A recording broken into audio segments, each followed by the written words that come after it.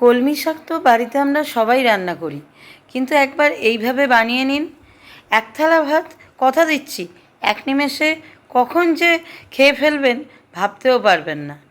গরম ভাতের সঙ্গে এই রেসিপিটা দুর্দান্ত লাগে। এছাড়া রুটি পরোটার সঙ্গেও কিন্তু দারুণ খেতে লাগে। আমি টুটুল, আমার টুটুল কিচেন চ্যানেলে আজকে আমি আবার এসে গেছি আপনাদের সামনে আরও একটা দারুণ রেসিপি নিয়ে।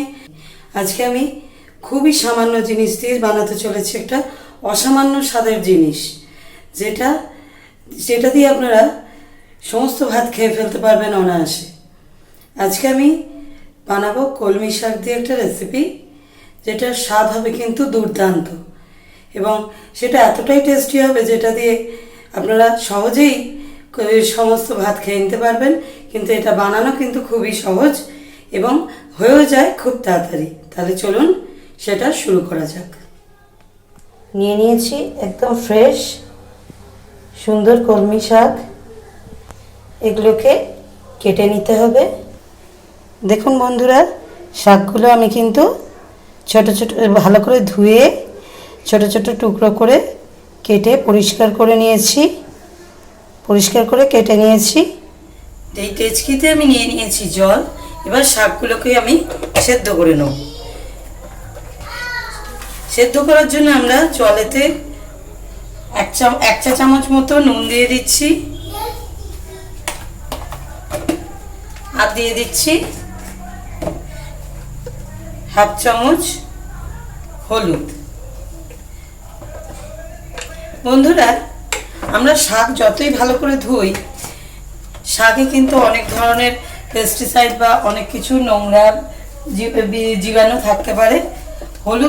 নুন হলুদ দিয়ে সেদ্ধ করলে কিন্তু সমস্ত জীবাণু চলে যায়। তাই জন্য আমাদের কিন্তু এটা নুন হলুদ দিয়ে সেদ্ধ করে নেওয়া ভালো। আর তার উপর শাকের টেক্সচারটাও কিন্তু খুব সফট আর জুসি হয়ে যায় এই সেদ্ধ করে জলটা ফেলে দিলে।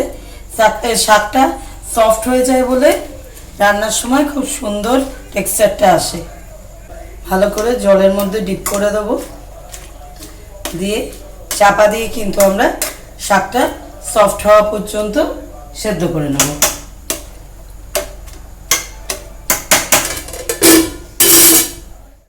বন্ধুরা দেখুন, কলমি শাকের এই সুপার টেস্টি রেসিপিটার জন্যে দেখুন শাকটাকে কিন্তু আমি সুন্দর করে সেদ্ধ করে নিয়েছি এবং জলটাও যতটা পেরেছি ঝরিয়ে নিয়েছি। ফ্যান ঝরানোর মতো করে কিন্তু আমি শাকের জলটা ঝারিয়েছি, যেমন করে আমরা উপরে চাপা দিয়ে ফ্যান ঝরিয়ে থাকি সেইভাবে কিন্তু জলটা ঝারিয়েছি। দেখুন অল্প একটু জল কিন্তু রয়ে গেছে এবং সেই জলটা আমি রেখেছি। এটা আমাদের রান্নার সময় সুবিধা হবে। একদম ড্রাই করে দিলে কিন্তু রান্নাটা ভালো হবে না। গ্যাসে আমি কড়া বসিয়ে দিয়েছি, দিয়ে দিচ্ছি সরষের তেল। আমি 2 টেবিল স্পুন মতো সরষের তেল এখানে দিলাম। দিয়ে দেব 1 চিমটি মেথি ফোড়ন, দিয়ে দিচ্ছি একটু মৌরি ফোড়ন, দিয়ে দিচ্ছি 2টো শুকনো লঙ্কা। ছোটো ছোটো শুকনো লঙ্কা ছিল তাই 2টো দিলাম, একটা বড় থাকলে একটাই দিতে পারেন। আর এখানে আমি মোটামুটি মিহি করে পেঁয়াজ কুচিয়ে রেখেছি। দেখুন খুব বেশি বড় বড় পেঁয়াজ কুচোলে কিন্তু ভালো লাগে না, তাই একটু মিহি করেই কুচিয়েছি। এই পেঁয়াজ কুচোটা কিন্তু আমি এতে দিয়ে দিলাম।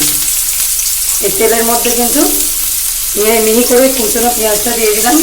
আমি এখানে মিডিয়াম সাইজের 2টো পেঁয়াজ দিয়েছি বন্ধুরা।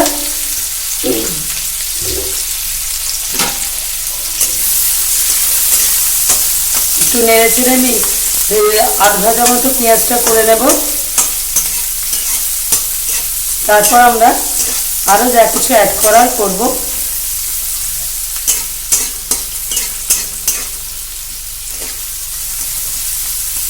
পুরোপুরি কিন্তু পেঁয়াজটাকে এখন ভাজবো না, কিছুটা ভাজা ভাজা মতো ট্রান্সপারেন্ট হবে সেই পর্যায় পর্যন্ত আমরা পেঁয়াজটা ভেজে নেব। দেখুন বন্ধুরা, আমাদের প্রয়োজন মতো কিন্তু পেঁয়াজটা ভাজা হয়ে গেছে, আর বেশি কিন্তু ভাজবো না। এবার কিন্তু এতে কয়েকটা জিনিস আমাদের অ্যাড করতে হবে। সেটা হলো এখানে আমি 1 চা চামচ রসুন কুচি নিয়েছি।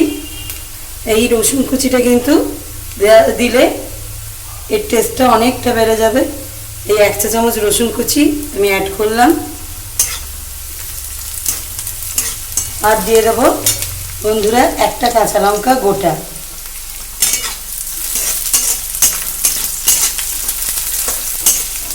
দিয়ে আবার একটু ভাজা ভাজা করে নেব।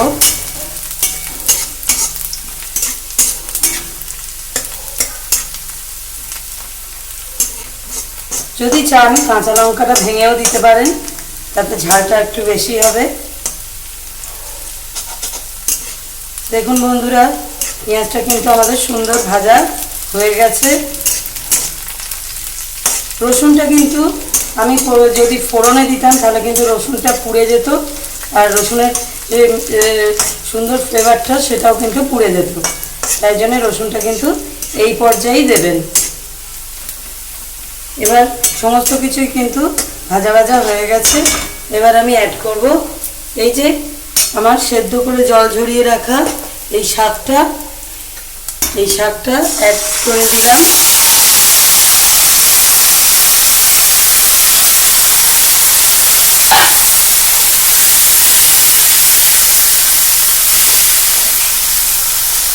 সুন্দর করে এবার কিন্তু মিশিয়ে দেব সমস্ত মশলার সঙ্গে।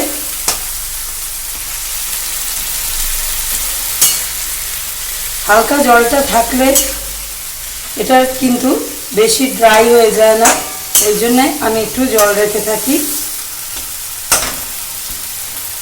না, সমস্ত সেদ্ধর জলটা আমি ফেলে দিই না, দেখতেই পাচ্ছেন কইটুকু জল আমি রেখেছি।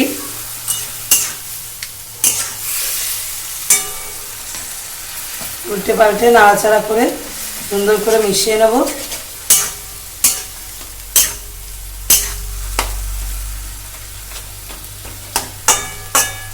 ব্যাস, এবার কিন্তু এটা হতে দিতে হবে।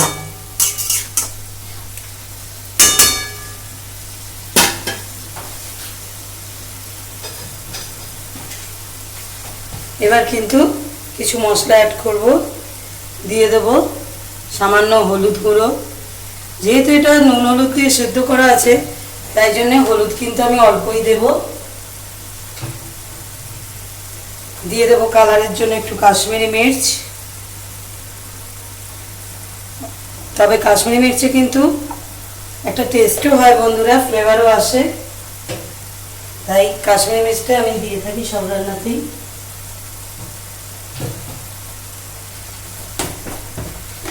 বন্ধুরা, আমরা যেহেতু সমস্ত লঙ্কাই গোটা ইউজ করেছি, তাই জন্য দিয়ে দেবো সামান্য একটু ঝাল লঙ্কার গুঁড়ো।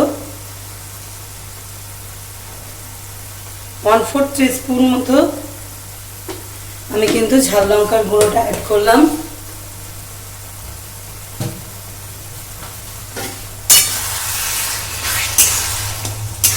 আর দিয়ে দেব নুন।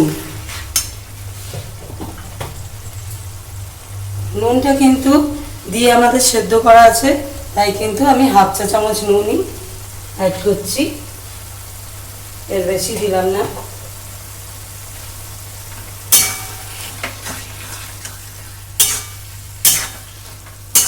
সুন্দর করে মিশিয়ে দেব। দেখুন শাকটা কত সুন্দর কনসিস্টেন্সিটা এসছে, মাখা মাখা একটা কনসিস্টেন্সি এসে গেছে কিন্তু।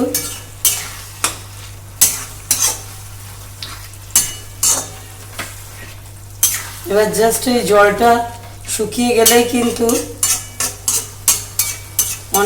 অনেকটা আমাদের রেসিপিটা রেডি হয়ে যাবে। তাও এখনো কিছু বাকি আছে।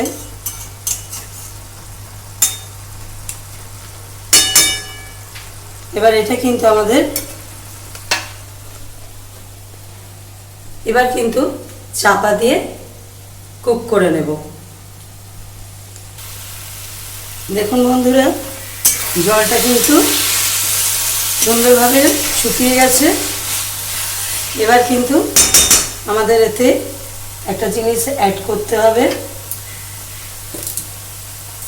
সেটা হচ্ছে আমি এতে 2 চা চামচ চিনি দিয়ে দিলাম। এই চিনিটা দিয়ে আবার সুন্দর করে মিশিয়ে দেব।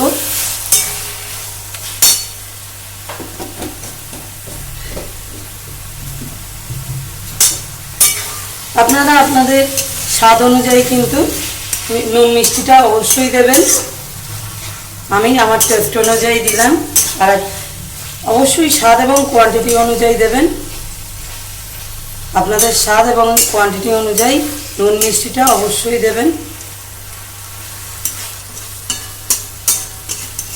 এই চিনিটা দেওয়ার পর কিন্তু হালকা জল জল লাগতে পারে, তবে এই জলটা কিন্তু যেটা ভাবটা থাকবে সেটা কিন্তু খুবই তাড়াতাড়ি টেনে যাবে। দেখুন চিনি দেওয়ার সাথে সাথে যে জল ভাবটা হয়েছিল সেটা কিন্তু এখন টেনে গেছে।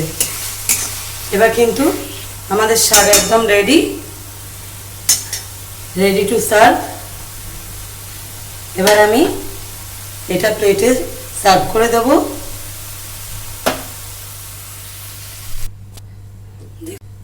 দেখুন বন্ধুরা, আমাদের দুর্দান্ত স্বাদের কলমি শাকের এই রেসিপিটা কিন্তু একদম রেডি। আমি প্লেটে সার্ভ করে দিচ্ছি। ধোঁয়া ওঠা সুগন্ধে ভরপুর এই কলমি শাকের রেসিপিটা ভাত, রুটি, পরোটা যা দিয়ে খুশি খান। দুর্দান্ত টেস্ট বন্ধুরা, এটা একবার না খেলে আপনারা কিন্তু এর স্বাদটা বুঝতে পারবেন না। আমি বলে এর স্বাদ কিন্তু আপনাদের বোঝাতে পারবো না বন্ধুরা। এর স্বাদ বর্ণনা করার ভাষা আমার নেই বন্ধুরা। আপনারা বানিয়ে দেখুন আর স্বাদটা অনুভব করুন। তাহলে বন্ধুরা, আজকের ভিডিও আমার এখানেই শেষ করছি। আবার ফিরে আসবো খুব শীঘ্রই আপনাদের সামনে আরও একটা দুর্দান্ত রেসিপির ভিডিও নিয়ে। আজকের মতো নমস্কার।